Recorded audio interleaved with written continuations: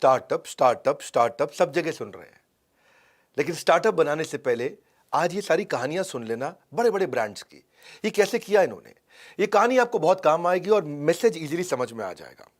बिना market research के आप एक ऐसे समुद्री जहाज में हैं जिसमें कोई स्टीयरिंग नहीं है। समुद्री जहाज चल रहा है पर कोई स्टीयरिंग नहीं, यानी कि दिशा नहीं है। मार्केट रिसर्च आपको दिशा देता है। नमस्कार, विवेक बिंद्रा बोल रहा हूं, फाउंडर सीईओ बड़ा बिजनेस.com। मार्केट रिसर्च और अपनी अजम्पशंस को टेस्ट करना, लिटमस टेस्ट और फोकस पायलट मार्केट में कहानियों की मदद से इस वीडियो में समझाऊंगा, इसलिए इसको पूरा देखना। मेरे वीडियो में कोई गैस नहीं होती है। रियल एग्जांपल क्या है, पहले समझो कि कोलगेट ने क्या गलती करी थी। टूथपेस्ट की मार्केट में जब वो अच्छा किया तो उसने ब्रांड एक्सटेंशन का फॉर्मूला अपनाया और अपना ब्रांड एक्सटेंशन क्या किया, कोलगेट का फ्रोजन फूड ले आया। फ्रोजन फूड होता है, आप जाते हैं ना वहाँ पे फ्रिज के अंदर से बढ़िया निकालते हैं, मटर वटर होते हैं, फ्रोजन फूड। आजकल मीट भी मिलता है, वेजिटेरियन सब्जियां भी मिलती हैं।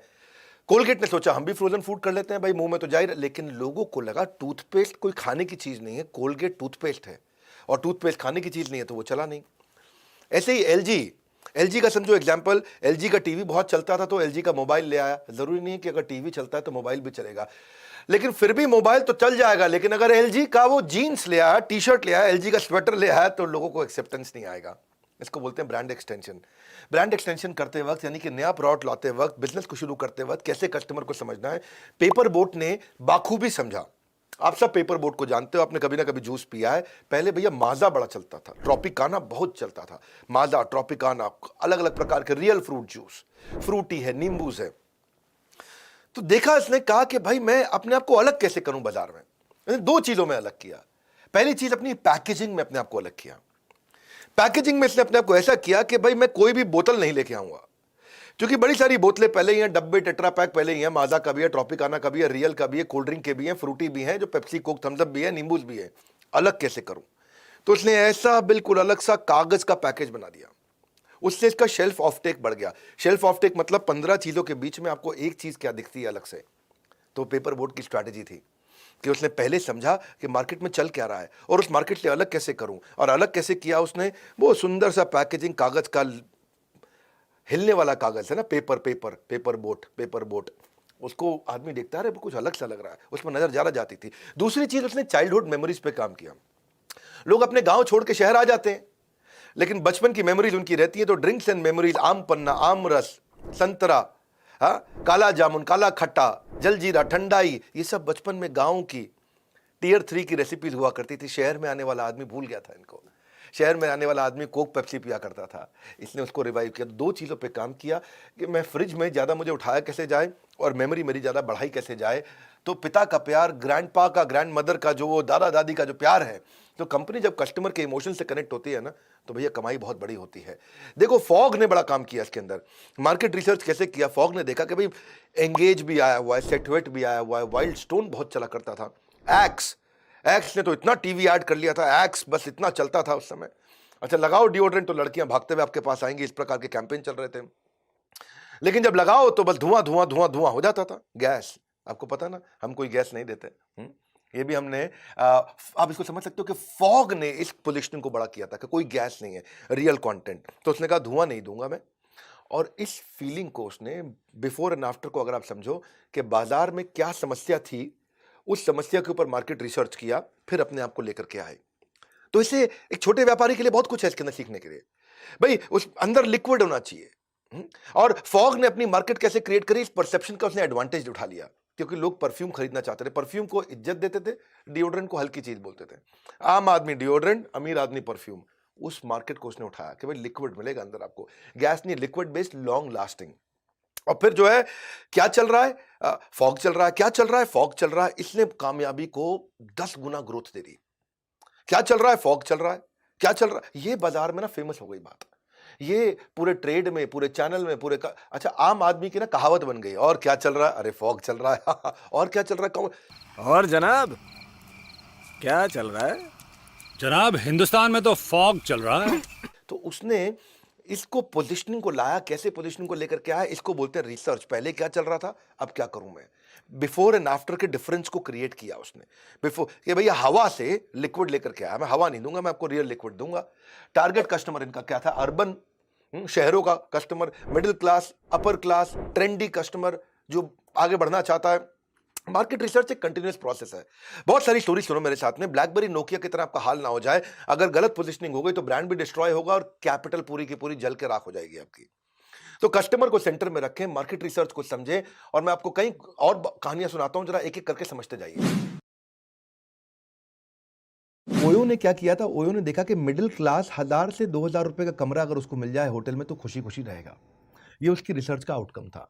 ओला की रिसर्च का आउटकम क्या था कि जो ऑफिस जाना चाहता है, या जिसको पार्किंग में डिफिकल्टी होती है, जिसको ड्राइविंग में डिफिकल्टी होती है, जिसको ड्राइवर नहीं मिलता, या जिसको अच्छा कैब का एक्सपीरियंस चाहिए, मेरा कस्टमर बन सकता है। ये इनके रिसर्च के आउटकम्स थे, ये इंट्यूशन नहीं थे। ज़्यादातर एंटरप्रेन्योर इसको स्किप कर जाते हैं अपने स्टार्टअप को बिल्ड करने से पहले। थोड़ा सा रिसर्च करने पे समय लगाओ।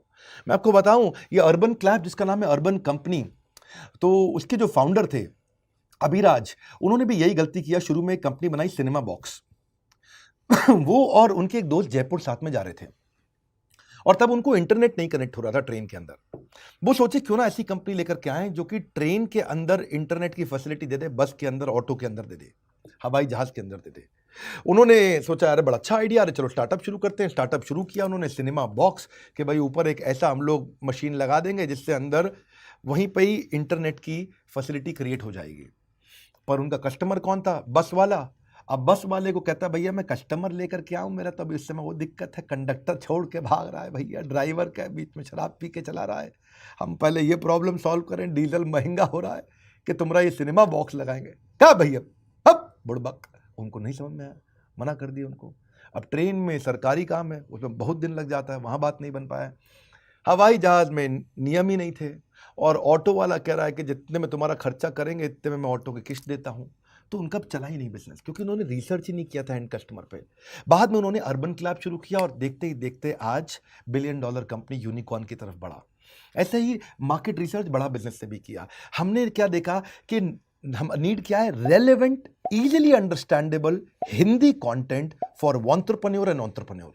मेन मुद्दा हमारी रिसर्च पे निकल के आया कि रेलेवेंट, जिससे बिजनेस बढ़ता हो, आसानी से समझ में आता हो, इजीली अंडरस्टैंडेबल, हिंदी में हो, और एंटरप्रेन्योर जिसको बिजनेस खड़ा करना है, जिसको बिजनेस बड़ा करना है। हमने फिजिटल बना दिया, फिजिकल प्लस डिजिटल। यहां से बात बनी। अब आप अजम्पशंस को टेस्ट भी तो करोगे। अजम्पशन को टेस्ट कैसे करोगे? आप देखो कि क्या आपका कस्टमर यूज कर रहा है कि नहीं कर रहा प्रोडक्ट। वो आपके एविडेंस अप्रूव हो रहे हैं कि डिसअप्रूव हो रहे हैं, मार्केट से जाके वैलिडेट करो। अपने कस्टमर के इंटरव्यू लो, उससे पता चल जाएगा। एक लिटमस टेस्ट बता दूं आपको, आपका स्टार्टअप चलेगा कि नहीं चलेगा। एक टेस्ट बता दूं आपको, इस टेस्ट को समझ लो आप। टेस्ट क्या है आपके लिए? क्या आपका कस्टमर आपके सोल्यूशन के लिए प्रीपे करने को तैयार है? अभी प्रोडक्ट आया नहीं है, पहले से देने को तैयार है? क्या आपका कस्टमर आपको डिपॉजिट देने को तैयार है? अच्छा चलो ये नहीं करता तो क्या लेटर ऑफ इंटेंट देता है, क्या बना लो प्रोडक्ट मैं खरीद लूंगा? क्या वो पायलट में शुरू में खरीदने को तैयार है? क्या वो या कम से कम स्ट्रॉन्ग इंटरेस्ट दिखा रहा है कि भाई उसकी कंडीशन मीट कर लोगे तो वो खरीद ही लेगा? अगर इनमें से कुछ नहीं हो रहा है तो मतलब अभी आपका कस्टमर तैयार ही नहीं है। आप कुछ ऐसा बना रहे हो जो आपको पसंद है, हो सकता है कस्टमर को पसंद आए ना आए। अब इसके लिए आपको करना क्या है? एक स्टार्टअप को शुरू करने से पहले एक फोकस्ड पायलट मार्केट, एफपीएम, ये याद करो वर्ड। हमेशा शुरुआत पायलट करनी है। आप शुरू में बिजनेस बड़ा नहीं करना है, शुरू में बिजनेस खड़ा करना है। एक कम ऑन सुन लो मेरी बात को, शुरू में बिजनेस बड़ा नहीं करना है, शुरू में बिजनेस खड़ा करना है। हर प्रोडक्ट का पहले पायलट करते हैं, हर मार्केट में पहले पायलट करते हैं। एक फोकस्ड पायलट मार्केट ढूंढो कि ये मेरी फोकस्ड पायलट मार्केट है, इसको डोमिनेट करूंगा, इस छोटी मार्केट को जीत लूंगा, उसके बाद बड़ी मार्केट में जाऊंगा। ये याद रखना, क्योंकि तो जो गलती करोगे वो उसी मार्केट में कर लो, पूरे देश में गलती ना कर बैठो। नैरो डाउन करो अपनी मार्केट को, ताकि इनिशियल प्रॉफिट ही बहुत ज्यादा हो जाए। इतनी सी मार्केट लिए मैंने, इस मार्केट का राजा बनूंगा, इस मार्केट में खूब प्रॉफिट कमाऊंगा, फिर अगली मार्केट में जाऊंगा। Ignoring multiple market segments increases the focus on value creation. शुरू में ही हमारे प्रोफेसर हैं वी मार्ट के चेयरमैन ललित अग्रवाल, ललित भाई बताते हैं अपने ट्रेनिंग प्रोग्राम जो हमारे साथ मिलकर करते हैं उसमें बताते हैं कि भाई शुरुआत के अंदर बहुत जगह मत भागो, एक जगह फोकस बिल्ड करो, उसके सुपर स्पेशलिस्ट बनो। इसके ऊपर उन्होंने पूरा चैप्टर लिया है। क्यों चाहिए आपको ये फोकस्ड पायलट मार्केट? इससे आप छोटे मार्केट को डोमिनेट कर जाओगे, आप छोटी मार्केट में सारी गलतियां करके सीख लोगे, आप अपने लिमिटेड रिसोर्सेज को पूरा ढंग से यूज कर पाओगे, और उस मार्केट के अंदर आपका वर्ड ऑफ माउथ फैल जाएगा। यानी कि क्योंकि छोटी मार्केट में आप सफल हो गए तो वहां पे उस सब जगह, जैसे कोई आइसक्रीम वाला होता है, वो एक मार्केट में दिल्ली के कनॉट प्लेस का आइसक्रीम वाला है, या वहां शेक वाला है, शेक पिलाता है केवेंटर्स, केवेंटर इतना फेमस हो गया, लोगों ने आसपास बताया केवेंटर का शेक। बाद में उसने फ्रेंचाइजी दे के पूरा केवेंटर देश में फैल गया। मैं फोकस पायलट मार्केट का आपको एग्जांपल देता हूं। दुनिया की बड़ी बड़ी कंपनी भी फोकस पायलट मार्केट शुरू करती है। अमेजॉन को देखो आप, अमेजॉन का एफपीएम फोकस पायलट मार्केट क्या था? उसने खाली किताब पे फोकस किया पहले, उसने यहां पे जीता एफपीएम को, फोकस पायलट मार्केट को। बाद में उसने बाकी सारी कैटेगरी इंट्रोड्यूस करी, लेकिन शुरू में जो उसका फाउंडेशन था वो किताब से उसने रेवेन्यू बनाया, प्रॉफिट बनाया, इंफ्रास्ट्रक्चर बिल्ड किया, प्रोडक्ट कैटेगरी बनाई, पोर्टल बनाया, सब कुछ बनाया। किताब से शुरुआत की थी, पहले खाली किताब बेचता था अमेजॉन। लॉजिस्टिकल टेक्निकल इंफ्रास्ट्रक्चर उसने सारा बिल्ड कर लिया, फिर उसी को बाद में अलग अलग कैटेगरी में यूज करता चला गया। इलेक्ट्रॉनिक है, फैशन है, ग्रोसरी है, एवरीथिंग है, अब मल्टी बिलियन डॉलर कंपनी हो गया। ऐसे ही एक टिंडर नाम का स्टार्टअप था, आजकल कैसा है टिंडर का मुझे पता नहीं, लेकिन 2012 में टिंडर शुरू हुआ था और उसका एफपीएम क्या था, फोकस पायलट मार्केट क्या था? कॉलेज के बच्चे, खाली कॉलेज के बच्चे। वो कॉलेज के बच्चों को ही रिप्रेजेंटेटिव हायर करता था, उन्हीं को बोलता था प्रमोट करो, उन्हीं को बोलता था पार्टी ऑर्गेनाइज करो। पार्टी में वही अंदर आएगा जिसके पास में टिंडर का मोबाइल एप्लीकेशन होगा, पार्टी में वही आएगा जो टिंडर के थ्रू अपनी गर्लफ्रेंड बॉयफ्रेंड बना के लाएगा। इसी चक्कर में टिंडर कॉलेजेस में फेमस हो गया, एक कॉलेज से दूसरे कॉलेज, दूसरे कॉलेज से तीसरे कॉलेज, और सब लड़का लड़की बात करे टिंडर टिंडर टिंडर टिंडर। शुरू में लोग बोले टिंडर क्या है ये, बाद में समझ में आ रहा है लड़का लड़की एक दूसरे से मिलते टिंडर हो गया भैया, बहुत जबरदस्त हो गया। और बाद में 196 कंट्रीज तक फैला और मिलियंस के अंदर उसके फॉलोअर्स हुए। लेकिन शुरुआत कैसे किया? FPM, focus pilot market. Pilot market आपके बिजनेस को फाइन ट्यून कर देता है, एक्सपीरियंस देता है, और गलतियों से आप सीख के बाद में एक्सपैंड करते हो। बड़ा बिजनेस में हमने यही किया।